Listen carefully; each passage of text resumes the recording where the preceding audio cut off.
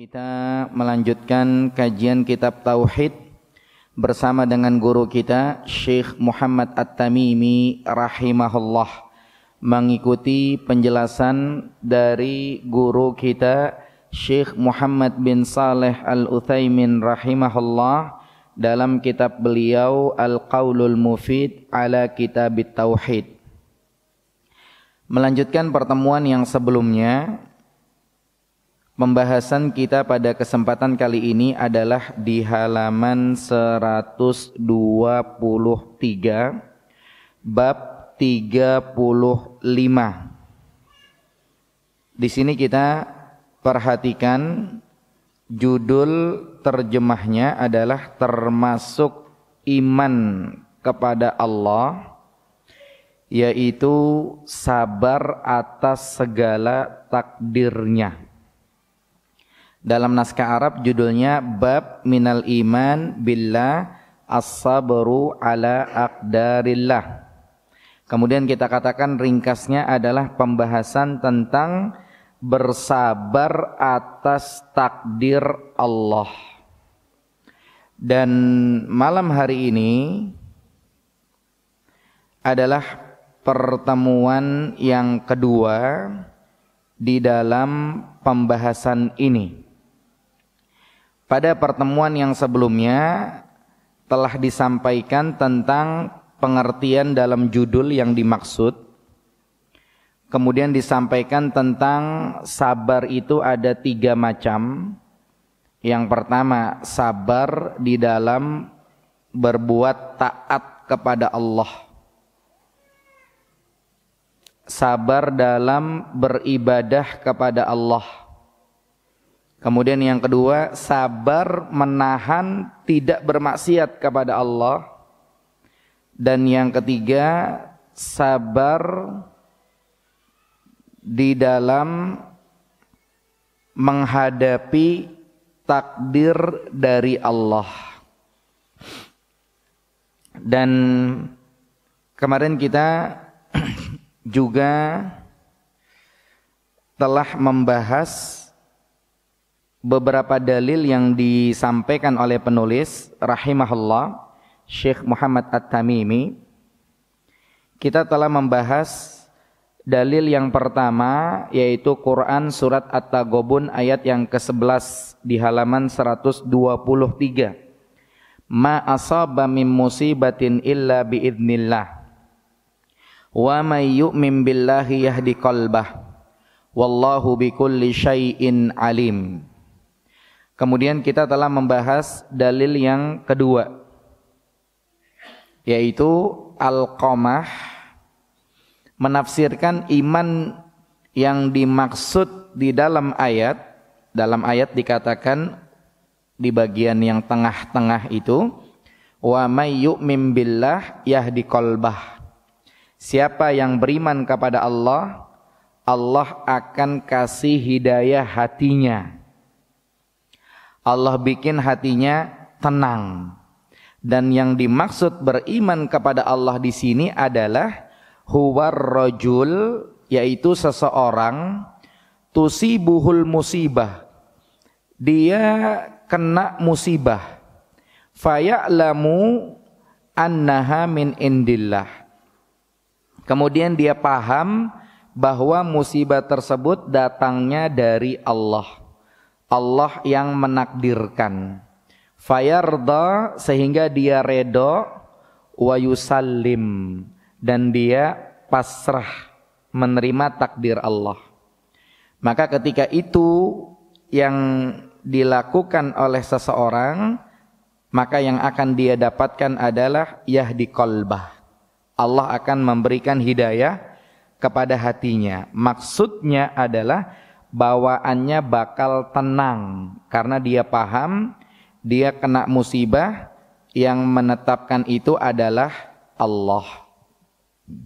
Kemudian kita juga telah bahas dalil yang ketiga, diriwayatkan dalam Sahih Muslim dari Abu Hurairah radhiyallahu anhu, bahwa Rasulullah sallallahu alaihi wasallam beliau bersabda, isnatani finnas huma bihim kufur, at-ta'nu fin nasab wan niyahatu 'alal mayyit. Dan juga kita telah bahas hadis di halaman 124 yaitu Al-Bukhari dan Muslim meriwayatkan secara marfu, meriwayatkan hadis marfu dari Ibnu Mas'ud radhiyallahu anhu, laisa minna man darabal khudud wa syaqqal juyub wa da'a bid'awal jahiliyah. Kita tidak terjemahkan lagi karena sudah dibahas pada pertemuan yang sebelumnya. Dan terakhir kemarin kita berhenti di dalil berikutnya, yaitu diriwayatkan dari Anas radhiyallahu anhu bahwa Rasulullah sallallahu alaihi wasallam beliau bersabda, "Idza aradallahu bi'abdihil khaira." Idza, apabila, aradallah, Allah menghendaki, apabila Allah berkehendak, bi'abdihi, kepada hambanya, al khaira, dikasih kebaikan. Di sini penjelasannya, perhatikan, apabila Allah berkehendak hambanya dikasih kebaikan. Yang harus kita ingat adalah bahwa Allah Subhanahu wa ta'ala yang menghendaki hamba itu ngalamin kebaikan atau keburukan. Dua-duanya adalah kehendak Allah. Seorang hamba ketika dia sehat walafiat, ini adalah kehendak Allah. Seorang hamba ketika dia sakit, ini juga kehendak Allah. Bukan gara-gara ada yang bikin, bukan gara-gara ada yang ngirim apa gitu, bukan. Karena biar kirimannya canggih kayak apa, kalau nggak kena maka nggak bakal kena. Sehingga orang itu sehat walafiat karena kehendak Allah, kemudian orang itu sakit juga karena kehendak Allah. Hanya saja terkait kejelekan tidak dikatakan gara-gara Allah begitu. Kenapa? Karena Nabi SAW mengingatkan dalam hadis riwayat Muslim, wasyarru laisa ilaik. Keburukan tidak dikatakan atau tidak dinisbatkan kepada Allah. Karena kalau keburukan dinisbatkan kepada Allah, ini sakit gara-gara Allah nih gitu. Ini jadi konotasinya negatif. Cuman memang betul yang berkehendak adalah Allah. Hanya saja tidak dinisbatkan serta-merta ujuk-ujuk bilang gara-gara Allah, tidak. Akan tetapi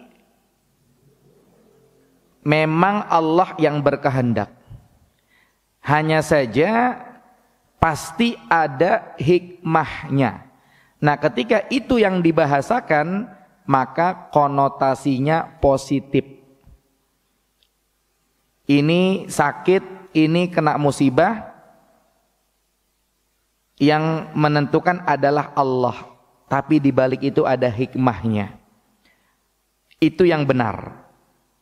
Walaupun di awal kita harus ingat, orang bisa mendapatkan kebaikan dan orang bisa kena keburukan, yang menghendaki itu adalah Allah. Hanya saja kebaikan langsung dinisbatkan kepada Allah, akan tetapi soal keburukan jangan dinisbatkan kepada Allah. Karena kalau dinisbatkan kepada Allah serta merta begitu, maka konotasinya negatif. Jadi seakan-akan Allah nyiksa orang gitu. Itu tidak demikian. Akan tetapi dibahasakannya adalah itu terjadi, ada hikmahnya di balik itu. Itu baru bagus dan itu benar. Kemudian lanjutannya kita perhatikan, ajjalalahu bil uqubati fid dunya. Idza aradallahu bi 'abdihil khaira ajjalalahu bil uqubati fid dunya. Apabila Allah menghendaki kebaikan kepada seseorang, Allah segerakan hukuman di dunia. Di sini dikatakan Allah segerakan hukuman di dunia. Di sini yang harus kita pahami, orang kena hukum di dunia gara-garanya dia telah berbuat dosa.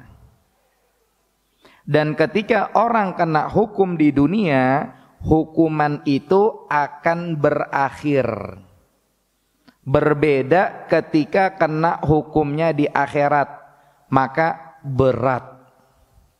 Sehingga Nabi SAW mengatakan kepada orang yang saling melaknat, dalam hadis riwayat Bukhari dan Muslim, Nabi SAW mengatakan, Inna adzabad dunya ahwan min adzabil akhirah. Ya, sesungguhnya azab di dunia, sesungguhnya hukuman di dunia itu lebih ringan daripada hukuman di akhirat. Karena hukuman di dunia selesai, bisa habis. Akan tetapi hukuman di akhirat ini parah, lebih berat.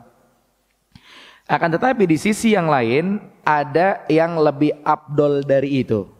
Yaitu apa? Mendapatkan ampunan Allah, mendapatkan maaf dari Allah. Kalau itu yang dia dapatkan, maka tingkatannya lebih tinggi lagi. Karena istilah kata dia nggak diapa-apain sama Allah. Ya, makanya kalau seperti itu yang dia dapatkan, berarti ini lebih tinggi lagi. Allah tidak hukum dia di dunia, Allah juga tidak hukum dia di akhirat. Maka kalau seperti ini kebaikan kuadrat. Hanya saja memang dalam hadis Nabi SAW membahasakan ketika Allah menyegerakan hukuman di dunia, hitungannya tetap kebaikan daripada hukumannya ditunda di akhirat. Ini lebih parah. Sebagaimana Allah katakan dalam Quran surat Thaha ayat 127, wala adzabul akhirati asyaddu wa abqa. Azab di akhirat itu lebih dahsyat dan lebih kekal. Sehingga ketika orang disegerakan hukumannya di dunia, maka itu adalah kebaikan buat dia. Kayak contoh cerita maling kundang. Kalau ceritanya benar nih ya, kan kita, kalau saya sih nggak tahu tuh cerita benar apa enggak. Kita anggap kalau ceritanya benar, maka kalau sekarang ini kan seakan-akan dia konotasinya kan negatif gitu ya. Bisa jadi kalau ceritanya benar, dia disegerakan azabnya di dunia, di akhirat ringan, dan itu kebaikan buat dia. Kalau dia orang Islam, cuman nggak tahu maling kundang KTP-nya Islam bukan? Nah itu nggak tahu saya tuh. Ya, ini sebagai gambaran dari yang dimaksudkan dalam hadis. Makanya kalau kita ngelihat ada orang yang sakit, ada orang yang kualat, katanya begini, mungkin ini pertanda kebaikan buat orang itu. Karena Allah segerakan azabnya di dunia. Nah kemudian terkait macam-macam hukuman, itu banyak model-modelnya. Di antaranya yang pertama ada hukuman terkait agama. Ini yang paling berbahaya. Karena kalau hukumannya adalah yang kita bahasakan orang itu kualat, sehingga dia sakit 2 bulan, sakit 3 bulan, udah hanya sembuh, beres. Tapi kalau hukumannya terkait agama, ini bahaya. Sehingga tidak ada yang ngeh ke arah situ kecuali orang-orang yang diberi hidayah taufik oleh Allah. Contoh seperti misalkannya yang kita khawatirkan dari orang-orang yang doyan maksiat. Orang itu doyan maksiat dan lancar jaya, misalkannya urusan riba, urusan berbohong, kemudian korupsi, dan yang semakna dengan itu, dan dia nyaman-nyaman saja, maka ini namanya musibah agama. Atau kita lihat ada sebagian orang yang dengan santainya meninggalkan kewajiban. Kalau bulan Ramadan rame bilangnya apa? Puasanya cuma minggu pertama doang. Sebagian puasanya cuma 3 hari doang. Sebagian puasa iya, tapi tarawih enggak, sholat 5 waktu juga enggak. Maka ini namanya musibah. Namanya musibah. Kok enjoy hidupnya begitu? Kok nyaman? Padahal statusnya salah gitu. Harusnya dia sholat 5 waktu. Harusnya dia Ramadan tuh puasanya full. Atau mungkin seorang yang tidak menutup auratnya, baik laki-laki ataupun perempuan, dan dia dibikin nyaman dengan itu. Ini musibah agama. Atau orang kagak mau belajar agama dan dia dibikin nyaman dengan seperti itu, maka ini musibah agama. Atau misalkannya seseorang tidak ada perasaannya terhadap kehormatan Allah yang diobrak-abrik. Palestina diobrak-abrik, bukannya dibelain malah dijelek-jelekin. Yang dibelain Zionis, katanya Palestina aslinya kampungnya orang Yahudi, mestinya orang Palestina pada minggir karena tuh kampung mereka. Ini otaknya di mana nih, hatinya di mana gitu. Maka ini musibah agama buat orang itu. Ya, musibah agama. Kemudian juga termasuk musibah agama, orang itu tidak amar ma'ruf nahi mungkar. Ya, ngelihat ada orang kagak sholat, dia berangkat sholat ngebiarin aja orang kagak sholat. Harusnya paling tidak tahapan ingkar mungkar, tahapan amar ma'ruf nahi mungkar kan ada 3 kita ketahui. Yang pertama, kapan dengan tangan. Yang kedua, kapan dengan lisan. Kemudian yang ketiga, kapan dengan hati. Kan seperti itu. Kayak contoh dia ke masjid, dia lihat orang kok nggak sholat, kok kayaknya enak aja.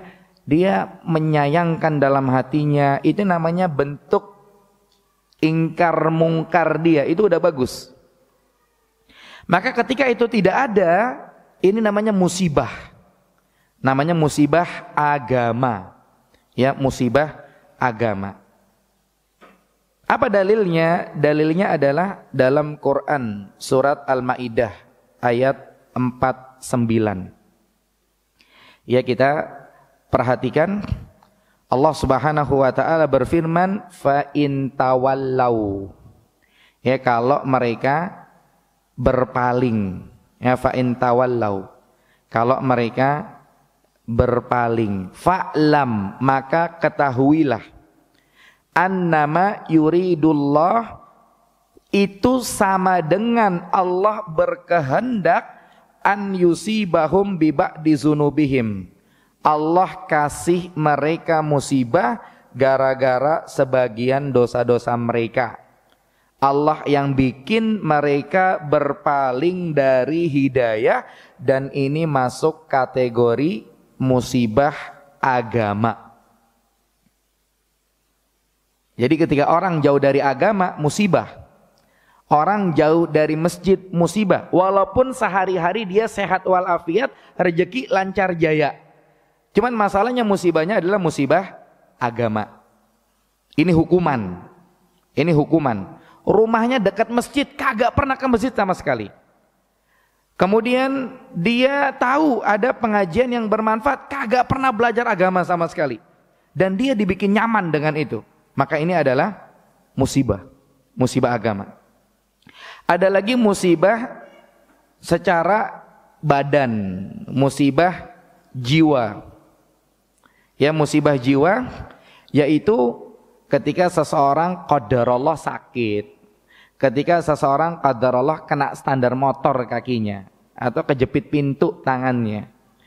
Nah, ini musibah, tapi musibah badan. Ada lagi musibah keluarga. Ada yang meninggal dunia, atau misalkannya di antara keluarga ada yang sakit, atau seperti di Palestina sana, ada yang dia selamat, keluarganya meninggal. Ini musibah keluarga. Allah uji di situ. Kemudian ada lagi musibah harta. Ya, musibah harta. Mungkin ya dia ekonominya agak susah, Allah bikin, ya Allah takdirkan demikian, Allah kasih musibah, Allah uji. Atau mungkin ada hilang barangnya apa, seperti itu. Maka ini diantara model-model musibah yang dimaksudkan. Kemudian lanjutannya, wa idza arada bi 'abdihi syarra, dan kalau Allah berkehendak kepada hambanya, Allah menghendaki kejelekan, maka yang akan terjadi adalah amsaka anhu bizanbihi, kagak Allah apa-apain gara-gara dosa-dosanya. Kalau Allah menghendaki kejelekan buat seseorang, kagak diapa-apain gara-gara dosa-dosanya. Dia kagak sholat 5 waktu, sehat walafiat, kagak apa-apa. Kemudian dia bermuamalah interaksi riba, sehat walafiat, kagak apa-apa. Jadi sama Allah kagak diapa-apain. Dan ketika Allah ngapa-ngapain seseorang, ini kan pertanda kebaikan buat dia. Kemudian ketika Allah kagak ngapa-ngapain seseorang, ini pertanda keburukan buat dia. Maka kedua-duanya ini adalah perbuatan Allah. Ya, tidak perlu diselewengkan. Allah Maha Kuasa. Allah bisa berkehendak A, Allah bisa berkehendak B. Allah bisa memberikan hukuman kepada seseorang di dunia dan itu kebaikan buat dia, dan Allah bisa berkehendak seseorang kagak diapa-apain walaupun dia bikin dosa dan itu keburukan buat dia. Dua-duanya adalah kehendak Allah, dan Allah senantiasa berkehendak. Terserah Allah, karena Allah mengatakan fa'alun lima yurid. Allah berbuat sesuai dengan yang dia kehendaki. Akan tetapi ketika seseorang bikin dosa tapi kagak diapa-apain sama Allah, ini ada hikmah di balik itu. Atau ketika ada orang bikin dosa kemudian dihukum sama Allah di dunia, ini juga ada hikmah di balik itu. Hatta yuwafi bihi yaumal qiyamah, sampai nanti Allah berikan balasan pada hari kiamat ketika orang bikin dosa di dunia tapi kagak diapa-apain. Allah berikan balasannya nanti pada hari kiamat. Nah, di sini disebutkan oleh Syekh Muhammad bin Shalih Al-Utsaimin rahimahullah, bahasa Arabnya adalah yaumul qiyamah, hari kiamat. Artinya apa? Qiyam. Kan dibilang yaumul qiyamah, kiamat. Bahasa pendekatannya itu qiyam. Kenapa dikatakan kiamat? Dikatakan kiamat karena pada hari itu orang pada qiyam dari kuburnya, pada bangkit dari kuburnya menghadap Allah Subhanahu wa taala. Kemudian tentang ini Allah berfirman dalam Quran surat Al-Mutaffifin ayat yang ke-6. Yauma yaqumun nasu lirabbil alamin. Pada hari orang pada kiamat. Mereka bangkit dari kuburnya menghadap Allah. Kemudian yang kedua, ada juga dikatakan kiamat karena qiyamul ashhad. Jadi orang pada qiyam, pada bersaksi nanti pada hari kiamat. Ini Allah sebutkan dalam Quran surat Ghafir ayat 51. Inna lanansuru rusulana. Sesungguhnya kami akan menolong para rasul kami. Walladzina amanu fil hayati dunya, dan kami akan menolong orang-orang yang beriman di dunia. Wa yauma yaqumul ashhad, dan nanti pada hari qiyamul ashhad, orang-orang pada bersaksi pada hari kiamat nanti. Makanya dikatakan kiamat, qiyamul ashhad, orang-orang pada bersaksi. Ada lagi yang terakhir, satu lagi, kenapa dinamakan kiamat? Karena qiyamul adl, keadilan tegak. Jadi dinamakan kiamat yang pertama qiyamun nas, orang-orang pada bangkit dari kuburan. Yang kedua qiyamul ashhad, orang-orang pada bersaksi nanti hari kiamat. Yang ketiga qiyamul adl, keadilan tegak nanti pada hari kiamat. Dalil yang ketiga firman Allah dalam Quran surat Al-Anbiya ayat 47, wa nad'ul mawazinal qista liyaumil qiyamah. Kami taruh timbangan-timbangan keadilan nanti pada hari kiamat. Dan di sini kita perhatikan penulis rahimahullah Syekh Muhammad At-Tamimi membawakan hadis Anas. Rasulullah sallallahu alaihi wasallam mengatakan, "Idza aradallahu bi 'abdihil khaira ajjala lahu bil uquba fid dunya wa idza arada bi 'abdihi syarra amsaka anhu bi dzanbihi hatta yuwafiya bihi yaumal qiyamah." Allah kalau menghendaki kebaikan pada seorang hamba, dia bikin dosa di dunia, disegerakan hukumannya. Dan kalau Allah menghendaki kejelekan kepada seorang hamba, dia bikin dosa di dunia tapi kagak diapa-apain, nanti diapa-apainya pada hari kiamat. Nah, kenapa penulis rahimahullah membawakan hadis ini? Dijelaskan oleh Syekh Muhammad bin Shalih Al-Utsaimin rahimahullah bahwa ini hadis adalah hiburan, kabar gembira kepada mereka yang dapat musibah, kepada mereka yang kena musibah jangan sedih. Kenapa? Karena itu pertanda kebaikan buat dia. Bisa jadi demikian. Dan musibah di dunia kalau dibandingkan dengan akhirat kagak ada apa-apanya. Sehingga hendaknya dia mengucapkan alhamdulillah ala kulli hal. Allah tidak mengakhirkan musibah buat dia di akhirat. Kepada mereka yang Allah uji ekonominya susah, kepada mereka yang Allah uji sakit ini itu dan lain-lain, kabar gembira. Jangan-jangan itu bisa jadi pertanda kebaikan buat dia orang. Sekali waktu mungkin barang kesayangannya hilang, mungkin sepedanya hilang atau sepeda motornya atau mobilnya atau dia ditipu orang dan lain-lain. Maka ingat hadis ini, bisa jadi pertanda kebaikan buat dia. Kemudian ada nasihat dari Syekh Muhammad bin Shalih Al-Utsaimin rahimahullah, dikatakan misalnya ada seseorang yang mungkin dia nggak bikin dosa, kemudian dia kena musibah. Maka bagaimana kalau seperti ini? Kayaknya dia sholat 5 waktu rajin, puasa Ramadan full, maksiat dia tinggalkan, tapi kok dia kena musibah? Bagaimana kita katakan?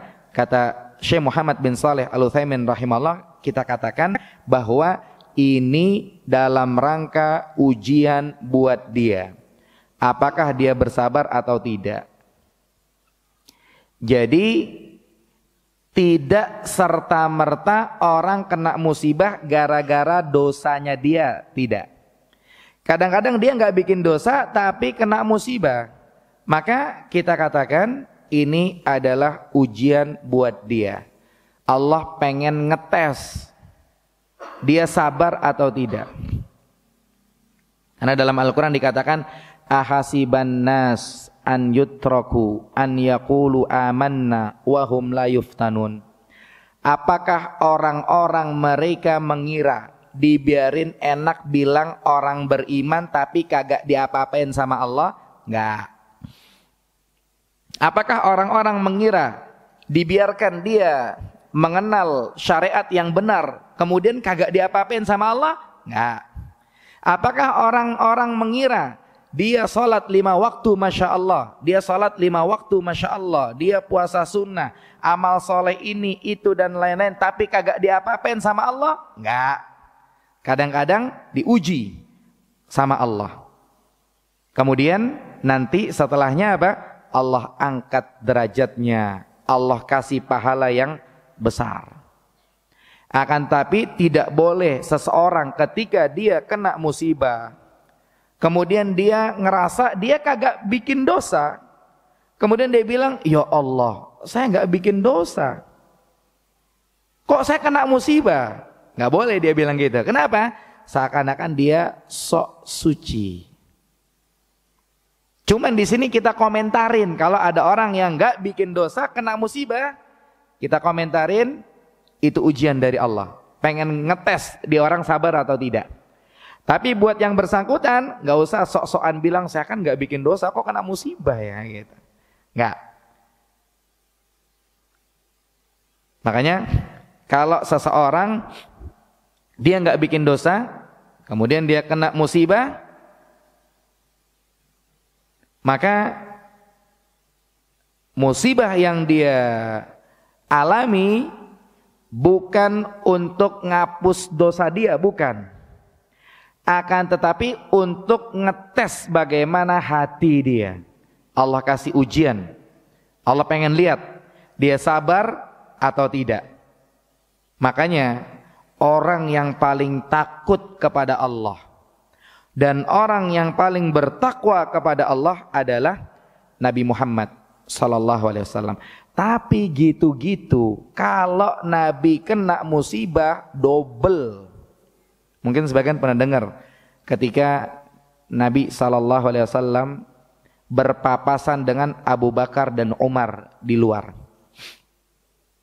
Jadi ketika mereka papasan, dilihat Abu Bakar di perutnya diikat batu satu, lapar. Kemudian Umar diikat di perutnya batu satu, lapar sama, nyari makan. Kemudian Nabi SAW angkat perutnya, batunya dua, lebih lapar lagi. Dan Nabi SAW ketika merasakan sakit, itu sakitnya double daripada yang lain yang dirasa. Akan tetapi itu Allah jadikan demikian.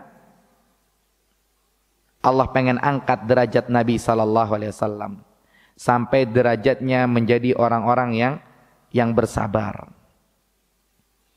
Makanya Nabi SAW ketika sakitnya udah nggak karu-karuan, kemudian masuk ke ruangan Abdurrahman bin Abu Bakar. Dilihatnya Nabi SAW ngasih isyarat dengan pandangannya. Aisyah radhiyallahu anha langsung paham, oh maksudnya Nabi pengen diambilin siwak. Kemudian ditawarkan oleh Aisyah radhiyallahu anha, aku ambilin siwak. Nabi bilang iya. Diambilkan siwak, diberikan kepada Nabi SAW. Kemudian Nabi senderan. Kemudian Aisyah radhiyallahu anha cerita, Nabi senderan, Nabi sambil bilang apa? Firrafiqil a'la.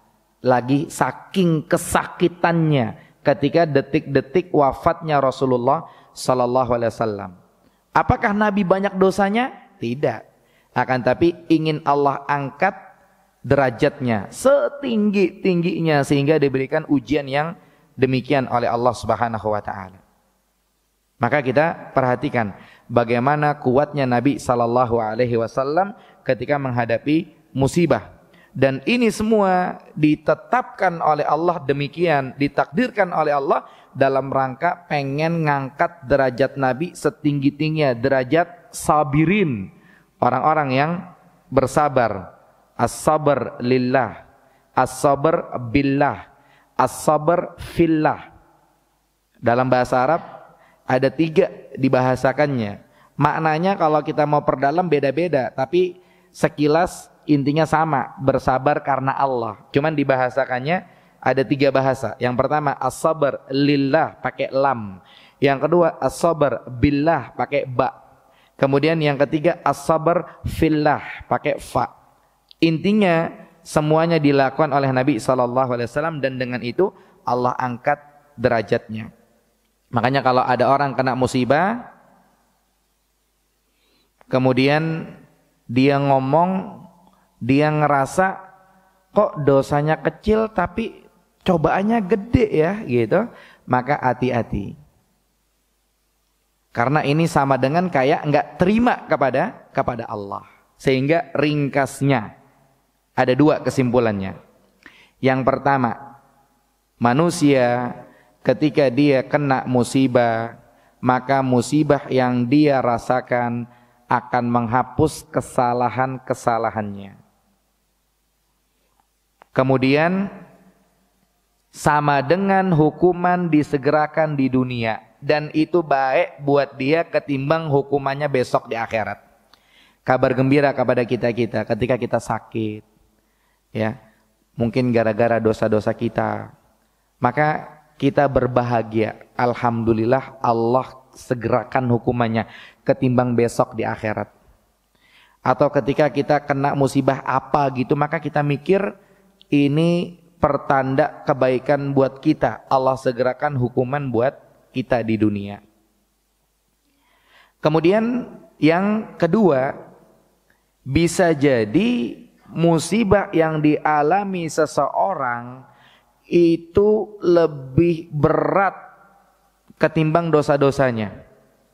Atau bahkan mungkin dia tidak berbuat dosa tapi kena musibah, bisa jadi. Dan ketahuilah, kalau seperti itu Allah pengen angkat derajatnya dia.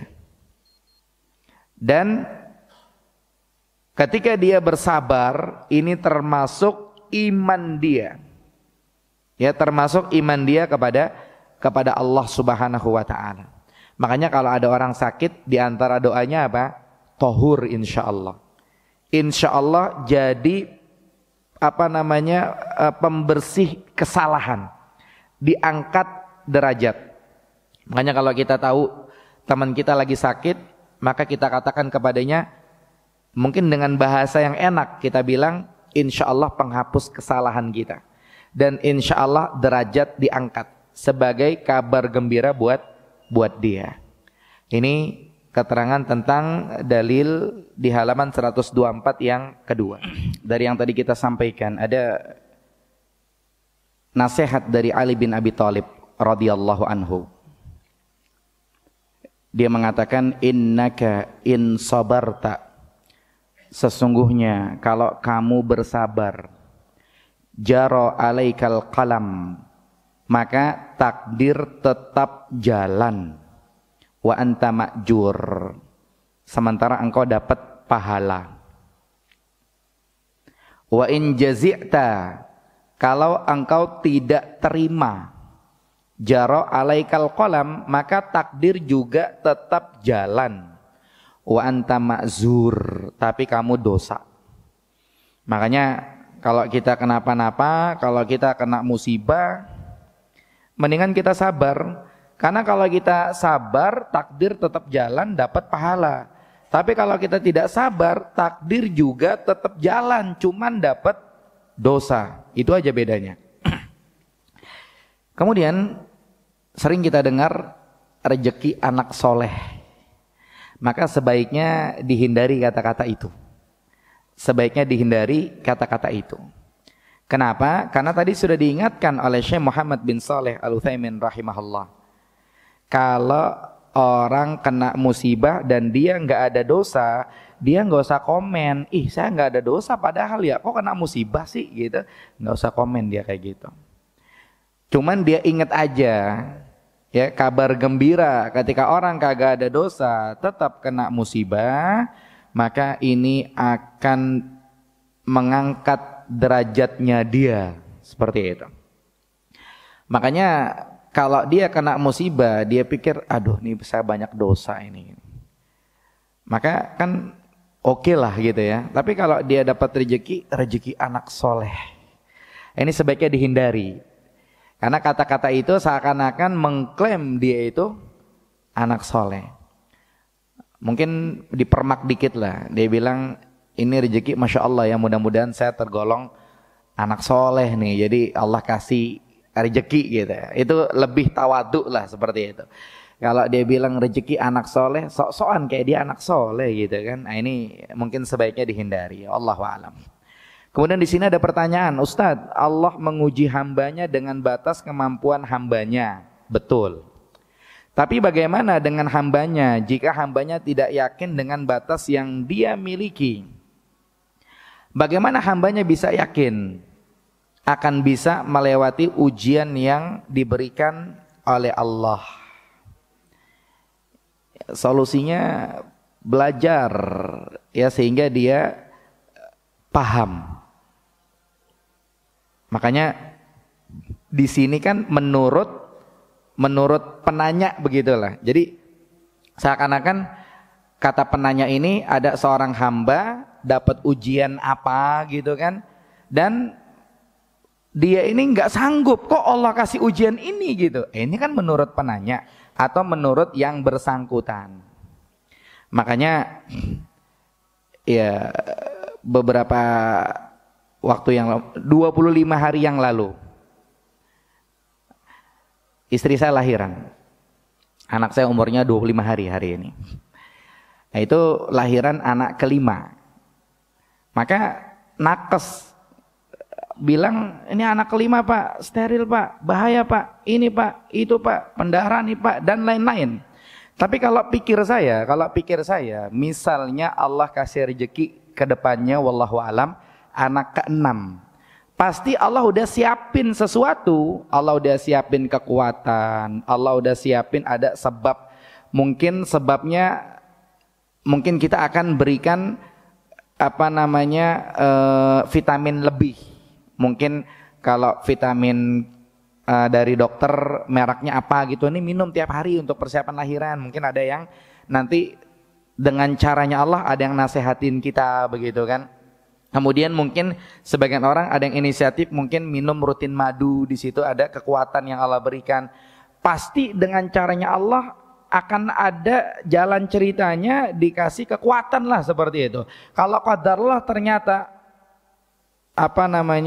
seseorang yang Allah kasih karunia anak keberapa gitu, qadarullah meninggal dunia, ya sudah, memang Allah sudah tetapkan, Allah sudah takdirkan. Tapi bukan takdir itu dilawan, langsung misalnya steril, langsung misalnya nggak boleh punya anak lagi. Nah sekarang pertanyaannya, apa hukumnya steril? Apa hukumnya putus permanen? Maka jawabannya boleh kalau memang para nakes, para dokter, para pakar satu suara. Ini orang kalau lahiran lagi mati gitu. Tapi kalau cuman di rumah sakit A udah nanya belum di rumah sakit B, atau dokter A udah konsul belum ke dokter B, jadi seakan-akan kan belum satu suara. Cari, kalau memang satu suara maka wajib buat yang bersangkutan ngikutin seorang yang alim di bidangnya, steril, tutup buku gitu kan, ikutin apa kata dokter. Tapi kalau belum, jangan. Saya pernah ditanya tentang seseorang yang dia sedang hamil, kemudian hasil USG itu bayi nggak ada tempurung kepalanya, dan kata dokter ini bisa lahir normal, cuman setahu dokter yang waktu itu periksa, itu sepengalaman beliau itu seminggu apa sebulan meninggal gitu di luar, karena memang nggak ada tempurung kepalanya begitu. Pertanyaannya, ini kan 4 bulan umurnya, apa 6 bulan gitu ya, boleh nggak digugurin? Ya waktu itu saya tanya sama mungkin sebagian kenal, ada Syekh Malik hafizahullah yang dikenal salah seorang murid Syekh Albani rahimahullah. Saya tanya sama beliau, kata beliau nggak boleh main gugur-gugurin, main bunuh-bunuh. Tanya dulu sama beberapa dokter, kalau dokter satu suara lakukan. Tapi kan baru satu dokter, coba cek dulu seperti itu. Makanya di sini kepada penanya, kalau misalkannya Allah menguji seorang hamba kan menurut batas kemampuannya. Kemudian dikatakan kalau misalkannya hamba itu tidak yakin dia memiliki kemampuan itu bagaimana, maka yakinilah bahwa Allah itu ketika menguji seseorang sesuai dengan batas kemampuannya. Al-Quran yang bilang la yukallifullahu nafsan illa wus'aha di akhir surat Al-Baqarah, Allah tidak membebani orang kecuali hanya sebatas kemampuannya. Lihat seperti orang-orang yang di Palestina, seperti itu gede ujiannya. Mungkin kalau menurut kita itu udah di luar kemampuan gitu. Cuman dari komentar orang-orang yang melihat fakta di lapangan, memang warga Palestina, jiwa Palestina itu orangnya jiwa-jiwa besar. Kayak contoh, saya kemarin dapat informasi ada anak kecil bapak ibunya meninggal dunia. Umurnya 8 tahun. Dia punya adik umurnya 6 tahun. Adiknya nangis-nangis, bapak ibunya meninggal dunia. Kata anak yang umur 8 tahun, kata abangnya, jangan nangis, jangan nangis. Baba syahid, mama syahid. Terus anak yang umur 6 tahun bilang apa? Oh ya, syahid, syahid, syahid. Jadi kayaknya dewasa banget begitu. Mereka punya jiwa-jiwa yang besar ternyata di balik itu. Kemudian ada juga seorang anak baru 6 tahun apa 8 tahun, dia gendong-gendong adiknya. Kemudian orang pengen nolongin, sini adiknya, sini saya pegangin. Kamu tuh udah capek dari tadi ke sana kemari. Kata dia bilangnya apa? La, hadhi amanah, amanah. Kata dia apa? Enggak, ini amanah, saya yang megang. Enggak boleh yang lain, enggak boleh yang lain. Jadi ternyata banyak Abu Ubaidah kecil di Palestina sana begitu. Dan itu yang bikin sampai segitunya bisa jadi adalah Allah Subhanahu wa taala. Beda sama mungkin anak-anak kita di rumah. Ini anak kadang-kadang udah kelas 4 SD, udah kelas 5 SD, masih iri sama adiknya yang bayi. Kadang-kadang masih iri sama adiknya yang PAUD. Memang beda jiwanya begitu. Sehingga menurut versi kita di luar kemampuan yang bersangkutan, padahal menurut versinya Allah ternyata masih dalam kemampuan yang bersangkutan. Jadi di sini kan seakan-akan nih ada bertolak belakang, kita punya pernyataan dengan Al-Quran punya pernyataan. Maka kita pegang dan kita dahulukan pernyataan dari Al-Quran menyatakan la yukallifullahu nafsan illa wus'aha. Allah tidak membebani orang kecuali hanya sebatas kemampuannya. Sehingga kepada penanya, ya kita yakini bahwa memang ketika Allah memberikan ujian kepada seseorang, itulah batas kemampuannya, ya, wallahu alam. Kemudian yang lainnya ada ditanyakan, apabila seseorang kena musibah penyakit, terus dia berkata, sampai kapan ya begini terus? Apa ini tidak menerima takdir dari Allah, Ustadz? Iya, ini enggak menerima takdir. Ada tentang orang yang berdoa. Nabi SAW mengatakan apa? Kalian itu kalau berdoa, itu enggak usah ngomong, saya udah doa, tapi kapan ya Allah ngabulin gitu kan? Kalau di sini kan, orang kena penyakit, kemudian dia bilang apa? Sampai kapan ya begini terus gitu kan? Apakah ini tidak menerima takdir? Iya, dengan kata-kata dia. Terus yang terbaik bagaimana? Alhamdulillah ala kulli hal. Lihat orang-orang Palestina itu yang rame di rekaman-rekaman yang tersebar itu, ketika mereka kena musibah, anak-anaknya pada nangis, bapaknya bilang apa? Alhamdulillah, bilang alhamdulillah. Kemudian ketika ada yang nangis, ada sebelahnya teman-temannya bilang apa? Alhamdulillah, alhamdulillah. Bilang alhamdulillah. Kita diuji sama Allah, mereka semuanya syahid. Bilang alhamdulillah, alhamdulillah. Kan seperti itu. Makanya yang terbaik ketika orang kena musibah penyakit, kemudian tidak sembuh-sembuh, jangan bilang sampai kapan ya begini terus. Sampai kapan ya ke puskesmas terus. Sampai kapan kontrol terus. Sampai kapan berobat terus. Jangan bilang begitu. Ikhtiar aja terus. Dan kita kenal kok ada beberapa orang yang sakit, subhanallah, sebetulnya secara perhitungan tinggal tunggu mati aja tuh orang. Tapi setelah dia sakit setahun di rumah, 2 tahun di rumah, seger lagi 100%, naik motor lagi ke masjid lagi. Ada orang-orang yang Allah uji demikian. Mungkin sebagian ada yang kenal beberapa orang Allah uji demikian. Makanya ketika diuji sakit oleh Allah Subhanahu wa taala, ketika diuji belum bisa beli rumah, ketika diuji belum bisa punya mobil, ketika diuji miskin terus, nggak usah bilang sampai kapan ya kita begini, nggak usah. Udah kita ikhtiar saja. Kemudian ini bisa mantap dengan kita belajar seperti ini. Karena ketika kita belajar akan apa? Akan memotivasi diri kita. Bahkan para ulama menyebutkan di antara sebab kebahagiaan adalah kita belajar agama. Karena ketika kita belajar agama, ada hal-hal yang sebetulnya bikin kita sedih. Cuman gara-gara kita belajar agama, kita nggak sedih gara-gara itu. Ada hal-hal yang sebetulnya harusnya kita sedih, kita ngalamin ini. Cuman karena kita belajar, kita nggak sedih. Dan kadang-kadang karena sibuknya kita belajar agama, yang hal-hal yang sebetulnya yang seharusnya bisa bikin kita sedih, kita nggak sedih gara-gara itu. Ya kadang-kadang kita dengar seperti ini, kemudian Allah uji kita, Akhirnya apa? Kita bilang alhamdulillah ala kulli hal. Ya, kemudian ada seseorang mungkin yang Allah takdirkan dia bercerai dengan istrinya. Ini sedih, cobaan. Tapi karena dia belajar, dia bilang apa? Alhamdulillah ala kulli hal. Perempuan banyak, insya Allah nanti saya dapat perempuan yang lebih baik dari dia. Kemudian mungkin perempuan itu sedih bercerai dengan suaminya. Perempuan itu bilang juga alhamdulillah ala kulli hal. Laki-laki banyak, insya Allah datang laki-laki yang lebih baik dari dia. Atau apapun itu ujian yang menimpa kita, maka kita bersabar. Jangan mengatakan sampai kapan ya kita begini terus. Bisa nggak orang berkata demikian? Bisa. Kenapa? Karena ketidakpahamannya. Sebetulnya ketika dia belajar agama, insya Allah dengan keimanannya dia kepada takdir Allah, dia akan bersabar atas takdir Allah yang menimpa dirinya. Ya, wallahu a'lam.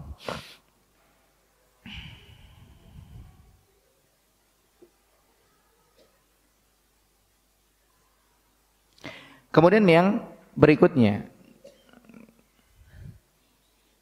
kita perhatikan dalil di halaman 124, dalil terakhir. Nabi SAW bersabda, Inna izomal jaza, sesungguhnya besarnya balasan itu ma'a izomil bala, itu setimpal dengan besarnya ujian. Jadi besarnya pahala setimpal dengan besarnya ujian. Makin gede ujian yang dialami seseorang dan dia bersabar, maka makin gede pahalanya.